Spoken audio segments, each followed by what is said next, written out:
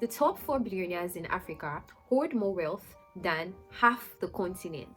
These findings came out in Oxfam International Report on Wednesday, July 9th, and it showed that in just 3 days, what will take 1% of Africa's richest to make is what a person in Africa's poorest half will make in an entire year.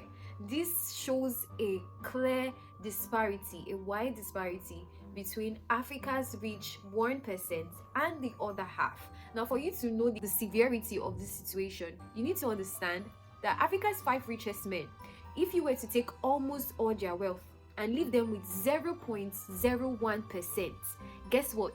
They will still be 56 times richer than the average person in Africa.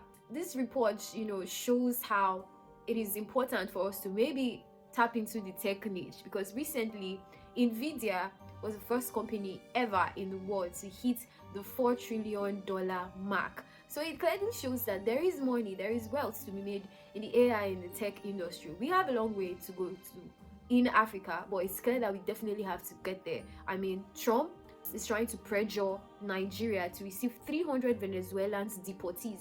These deportees, guess where they're from? From prison. And to think that he just recently imposed a 10% tariff hike on every Nigerian exported product in US just shows how it's important for us to step up as a nation. We are not the worst dumb sites. And I'm so happy that the Minister of Foreign Affairs, Yusuf Tuga, is really standing on that, because Africa needs to be respected. But first of all, it starts with we stepping up on our game. I am Esther Salami. I'll see you next time. This is the News Chronicle. Make sure to like this video, share with your friends.